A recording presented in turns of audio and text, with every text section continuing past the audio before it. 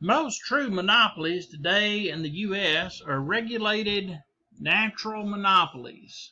So natural monopolies is our topic of content today. Natural monopolies.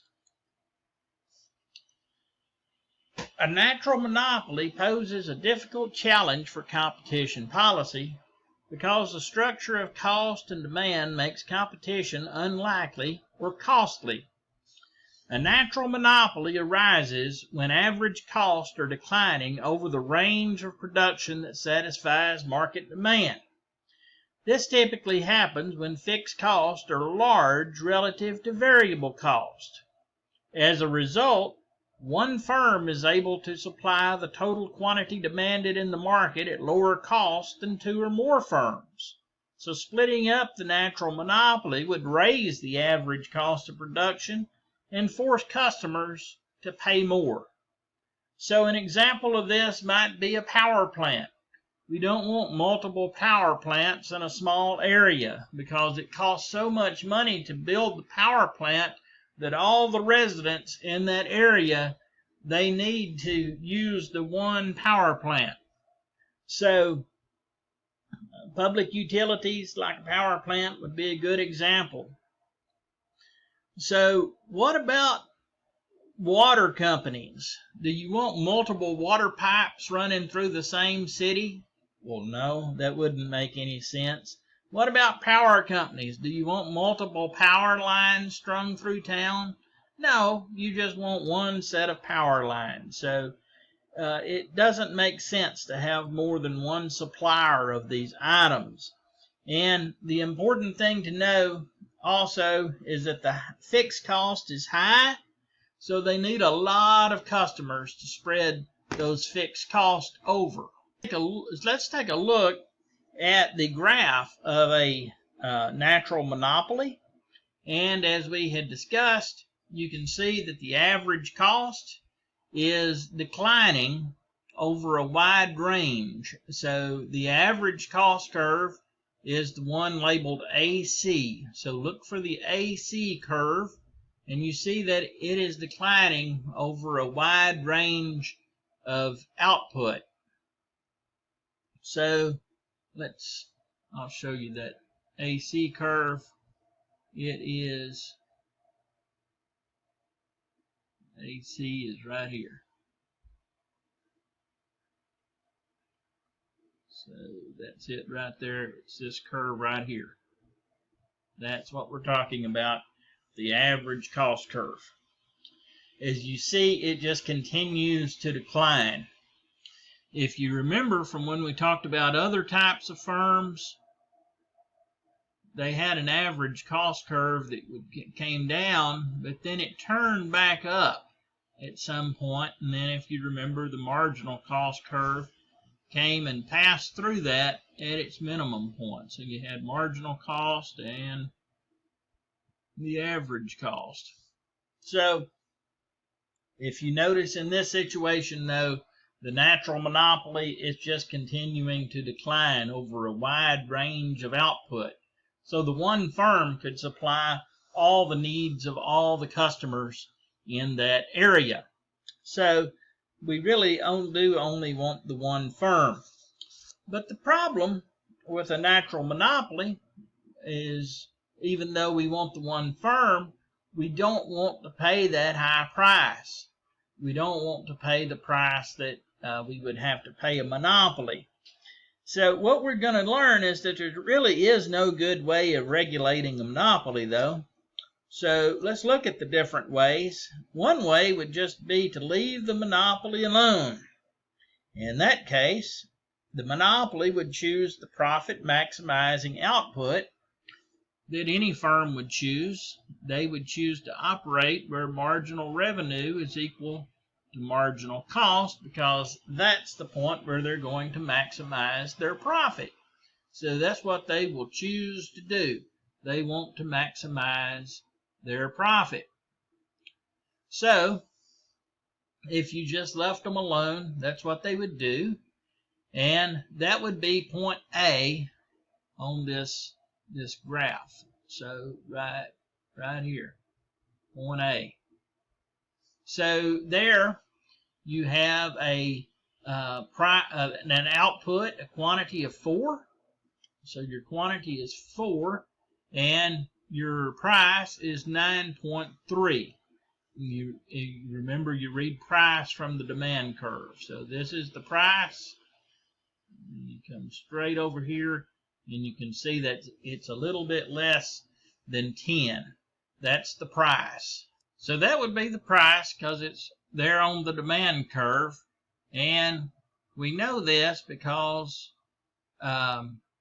they would choose to operate where marginal revenue is equal to marginal cost, which is this point right here. You see the marginal revenue curve and you see the marginal cost curve. And if you came on down, you'd see that the quantity there was 4. So a quantity of 4 and a price of 9.3. The problem with that is they're making a profit here. So how much is the profit? Well, it's fairly large. It's all this area is their profit. All that rectangle there is the profit that they are making. So it's a pretty good profit. You could calculate that just like we calculated the profit when we worked on Monopoly. So the profit would be equal to price minus average total cost times the output. So the output is 4. The cost, somewhere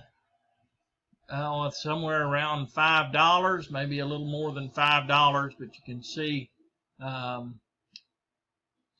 it there somewhere between 4 and 6. So I'm just going to say $5 without looking at it real close is the cost, and the price is 9.3. So you just 9.3 minus 5 would be 4.3 times 4.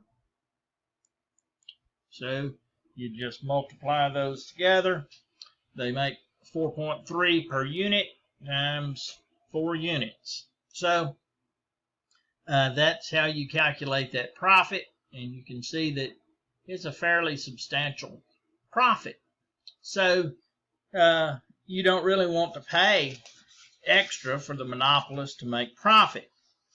So you don't really want the monopolist to just operate on their own because you're going to have to pay all that profit.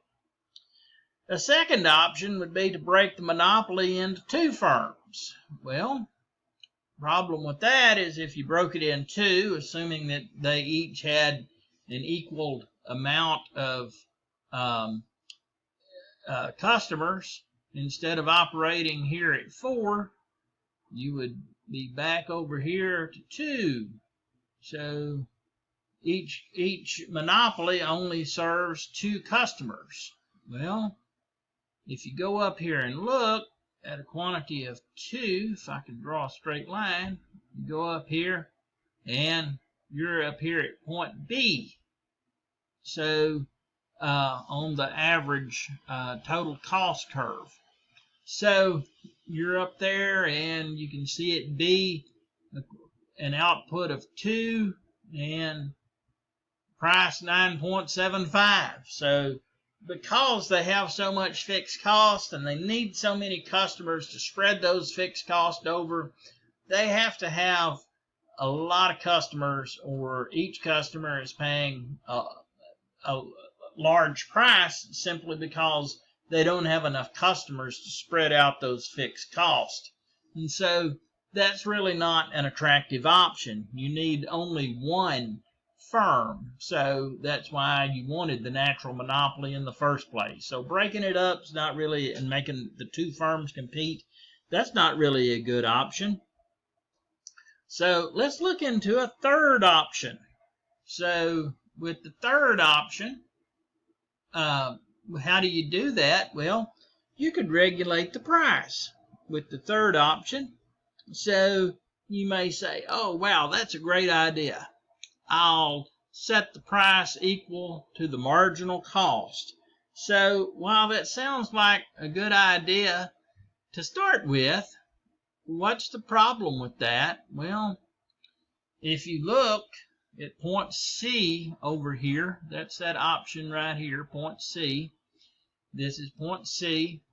The output is high. Output has doubled, but from 4 to 8. So you've gone all the way over here on output, and the price came down. That's great. But what's the problem? Well, compare the price that you're proposing that they charge to the cost. They're taking a loss. So how can they stay in business if they're taking a loss? Well, they can't. So what would you have to do about that to keep them from going out of business? Well, you'd have to give them a subsidy. So as a taxpayer, how do you feel about subsidizing monopoly? You want to run for office on that platform? Hey, vote for me. I'm going to subsidize monopolies with your money. That's not the winning platform. Nobody wants to subsidize a monopoly. And so at first that may have sounded attractive to set price equal to marginal cost, but it's really, when you realize you've got to subsidize monopolies, probably not the best option. So as you can see, there's no good way to regulate a monopoly. But let's look at another alternative.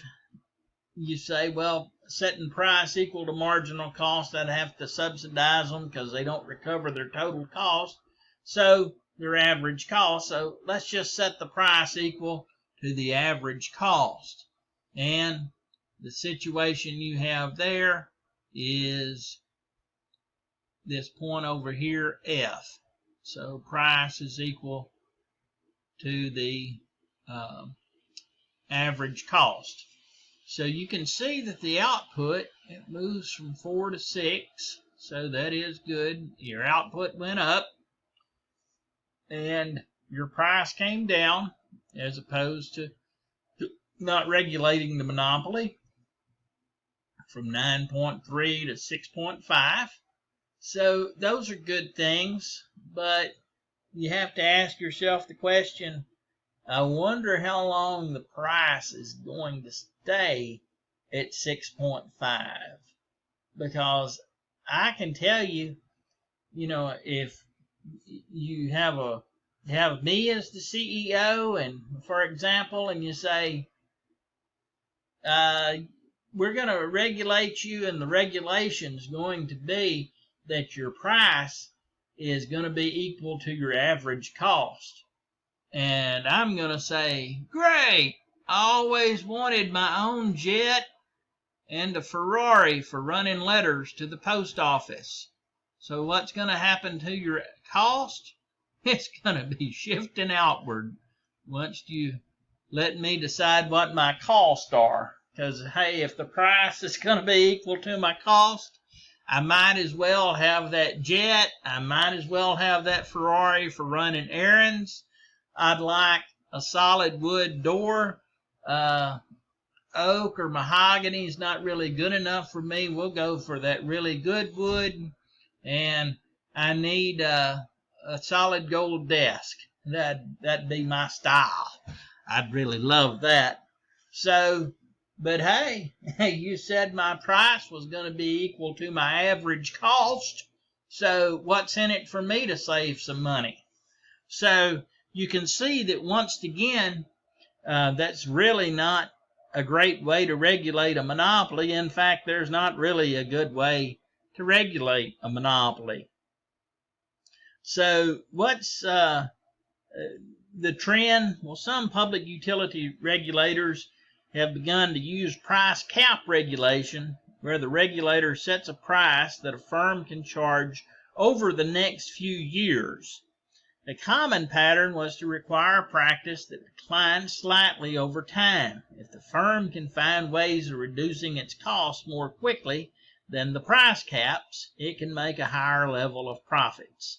So that was the trick for them to reduce their cost more quickly than those price caps. However, if the firm can't keep up with the price caps or suffers bad luck in the market, well, then they suffer losses. A few years down the road, the regulators will then have to set a new series of price caps based upon the firm's performance. So there we have it.